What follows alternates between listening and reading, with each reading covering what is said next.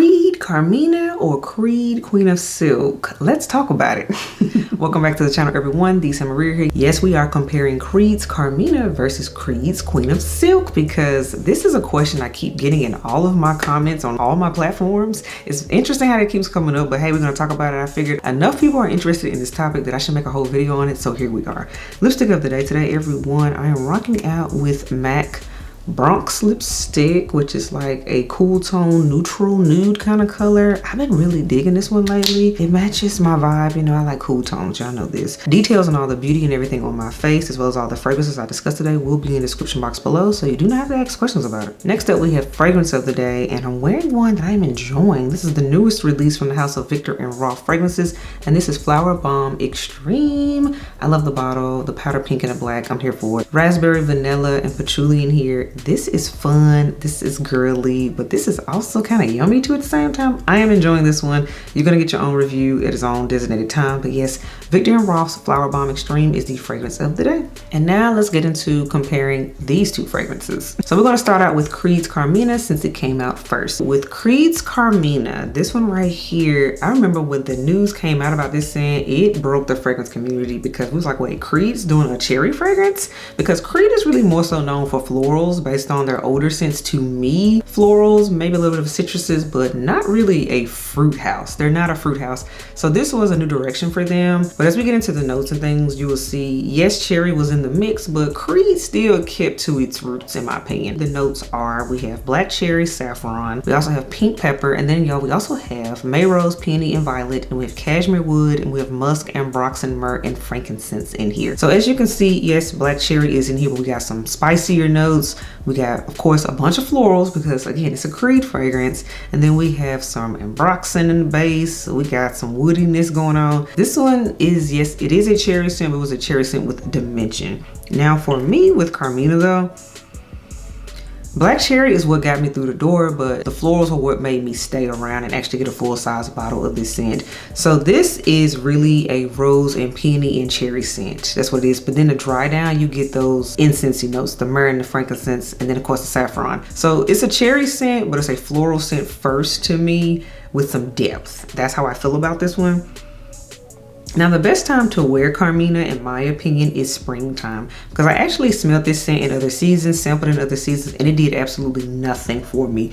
It wasn't until I smelled it in springtime, and for me, the stars of the show were the rose and the peony, and it opened up and it came alive in March and April of last year for me. So I said, oh, this is a spring scent. And that's why y'all have seen me talk about Carmina so much this year in the springtime, because that's when it sings. Now, I've worn it, again, year round at this point because it's been out, but it don't really hit in the other seasons the same way. It's cute, but for this one to really shine, you gotta pull it out in the spring. I will also recognize and say that Carmina to me is an easier wear for me. This one I don't have to think about as much because the heavy hitting notes in it, you know, the myrrh, the frankincense, and the saffron and things, yes, they are there, but they don't really come out until later, and they're in a dry down, and at that point the scent is toned down. So this one you could actually reach for more on an everyday basis. I don't feel like I have to be going to a special event or a special occasion to wear Carmina. She's floral with a little bit of oomph, and again, the juicy black cherry in it. So in my opinion, she is a little bit more easier to wear. She's a little bit more casual, very elevated casual, but still casual nevertheless. She would not be my reach for stepping out on a night on the town, if that makes any kind of sense. So that is how I feel about Creed's Carmina. I also want to recognize and say that I have done a full dedicated review on this fragrance already, so definitely check that out if you want to get really in depth on just Carmina alone. It's already on the channel. Next up, we have the one that came out last year, and this is Creed's Queen of Silk. You all have heard me talk about Creed's Queen of Silk a lot more because it's the more recent one, and I've also picked it up more recently, so there's that. So Creed's Queen of Silk came out in 2024. Now this scent came out, was it spring, summer, and I remember smelling this around the time. Y'all, this scent around that time took me out. I was like, what? You'll see what I mean once I get into the notes. So with Queen of Silk, you all, we have notes of saffron, osmanthus, and magnolia. Then in the middle, we have passion fruit, tuberose, and patchouli. And then we also have agar wood, which is oud. In the base, you all, we have Madagascar vanilla, ambroxan, myrrh, musk, incense, and cedarwood. So there is a lot going on in Queen of Silk as well. Gotta give it that respect. With this one though, yes, we have florals in here. here. We have a lot more woodier notes. We got musk in here. There's more going on. Yes, there are florals in Queen of Silk, but the florals are not the main characters of the show to me, in my opinion. In this fragrance, you all, the passion fruit is the star of the show for sure, and that oud. Those two above everything else. This is potent, this is loud, this is kicking the door down, this arrives before you do. That is the personality of this scent.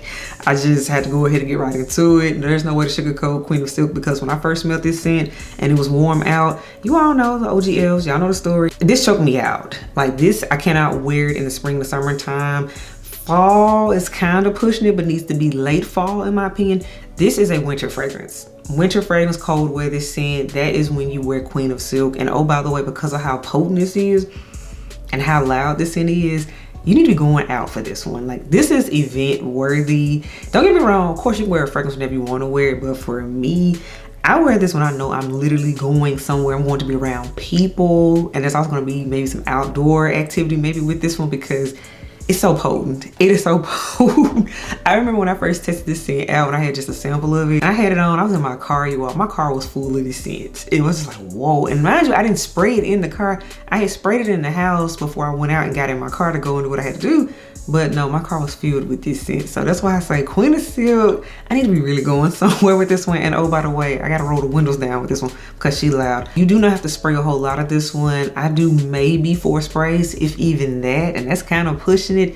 This is super loud and potent. So for my people that want a beast mode scent, a beast mode floral, but mainly passion fruit, you do get a little bit of tuberose over time, the magnolia eventually, but passion fruit and oud is what this is. This is heavy hitting. Whew. You have to be ready for it. You do. You have to be ready for it. Queen of Silk is main character energy in a bottle is what it is. And that's why I love it. That's why I picked it up around the holiday season, because of course the holidays is filled with events and gatherings. So I'm like, oh, that's prime time for Queen of Silk. It just made sense. So in conclusion, so if you're wondering, okay, which one should you get? To me, if you want a little bit more of an easier reach, a little bit more everyday type of scent in my opinion, but not a generic fragrance, because again, it's still Creed now. It's still Creed and you do not smell it everywhere.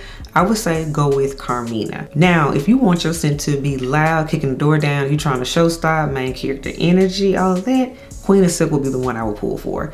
That's just the best way to go about this. So yes, the bottles look similar and all that. You're like, oh, maybe they're just alike. They are not alike at all. They smell completely different. That is why I own full-size bottles of both. That's why I purchased them, because I said, oh, yes. But absolutely do not blind buy these. Please sample them, because of the fact there are so many incensey notes in both of them, and especially Queen of Silk. Do not blind buy Queen of Silk because of how heavy it is. Another thing I will note about Carmina, because a lot of people have told me this as well, and I experienced this too in other seasons, because of the ambroxan in Carmina, you may even go nose blind to this one and be like, you can't smell it. So that's another reason why I say this one is a softer wear, because depending on the weather in the day, some days I was like, oh, I can barely smell it. I can only smell the spicier notes. And then in the springtime, I can actually smell everything. So this one can do a little bit of a disappearing act. Again, this is why we sample the fragrances. Do not blind buy. But once again, with Queen of Silk, there is no disappearing act. You're gonna smell it. You're gonna smell it. You're gonna smell it. I've done a dedicated review on Creed's Queen of Silk already on the channel. Definitely check that out if you haven't already too. I just want to mention that. But all in all, I love both of them. And as you can see, for completely different reasons, they serve 2 different purposes in my collection. So those are my thoughts and comparisons on Creed's Carmina versus Creed's Queen of Silk. Now, I know somebody's probably asking themselves, okay, but you didn't tell us which one is your favorite, right? So if I had to pick a favorite out of the 2, that's hard. That is really hard, because again, they serve 2 different purposes. Queen of Silk is more special to me. I gotta roll with Queen of Silk. But if I had to go based off of utility, meaning which one I'm gonna actually wear more often and just reach for it would be Carmina. But I'm just going off of just the smell, no other stipulations, none of that. Queen of Silk. I'm gonna roll with Queen of Silk because this is magic and a hypnotic potion in a bottle to me. It's just, it's that girl. It is. Don't get me wrong, I love you too, Carmina. You just, you know, you're just nice with it. You're cute with it. So let me know your thoughts on the comparison of the two fragrances. Do you own both of them? Do you only like one of them? Do you hate one? Tell me which one you hate. Tell me which one you love. Let me know in the comments below. And as always, I will read them and respond when I can. But until next time else, I will catch y'all in the next video. Bye y'all.